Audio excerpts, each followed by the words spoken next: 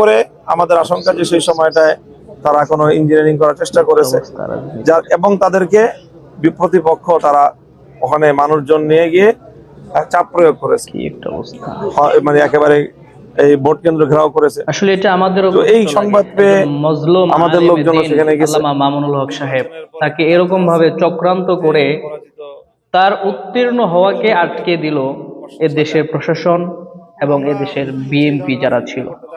দেখেন তারপরে কি বলে, যদি যে জাল ভোট 2 জন ধরা পড়ছে, তা আরো 20 জন, আরো 200 জন জাল ভোট দিয়েছে। আল্লামা মামুনুল হক সাহেব প্রশাসনের হাতে হস্তান্তর করেছেন জাল ভোট দেওয়ার কারণে, কিন্তু প্রশাসনের তো এরকম কোনো বিজ্ঞপ্তি আমরা পাই নাই, বা প্রশাসনের পক্ষ থেকে যে তারা একটা দায়িত্ব নেবে, দায়িত্ব নিয়ে কোনো একটা কাজ করবে, এটাও আমরা দেখি নাই। চলুন তারপরে মামুনুল হক সাহেব কি বলে শুনি।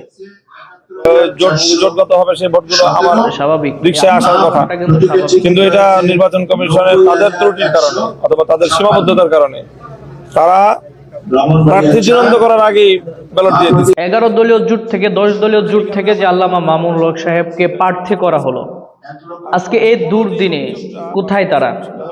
যে জামাত মামুনুল হক সাহেবকে মনোনীত করলেন, প্রার্থী দিলেন, আজকে এই দুর্দিনে এই অবস্থাতে জামাতের পক্ষ থেকে কোনো বিজ্ঞপ্তি আমরা পাই না এখন পর্যন্ত।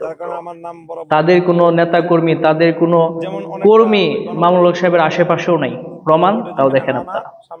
আসলে শক্তির প্রদর্শনের একটা ব্যাপার আছে, বা অন্যান্য আরো অনেকগুলো ব্যাপার আছে। মামুনুল হক সাহেব যেই 11 দলীয় জোটের অংশীদার হয়ে তিনি নির্বাচন করলেন, এই 11 দলীয় জোটের সবচেয়ে সামর্থ্যবান শক্তিশালী যে দল জামাত ইসলাম, এদের লোকজন কোথায়? কি লাভ হলো বলেন? কেন্দ্র দখল করে ফেলছে। আপনারা একজন প্রার্থীকে যদি সাপোর্ট দিতে না পারেন, এখানে যদি মামুনুল হক সাহেব সম্পূর্ণ সাপোর্ট পেত, নিঃসন্দেহে ভোট অনেক বেশি পেয়ে আল্লামা মামুনুল হক সাহেব পাশ করতেন, অনেক বেশি পেয়ে পাশ করতেন।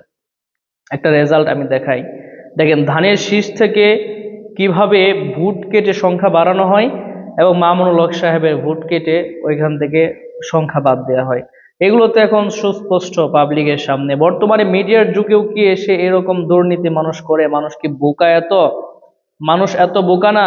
আল্লামা মামুনুল হক সাহেব শুধু একটা নাম না, এটা একটা জাতির অনুপ্রেরণার নাম। 64 জেলার থেকেও নির্বাচন হলেও সকলের দৃষ্টি ছিল মোহাম্মদপুর 13 আসনে মামুনুল হক সাহেবের সিটের উপরে।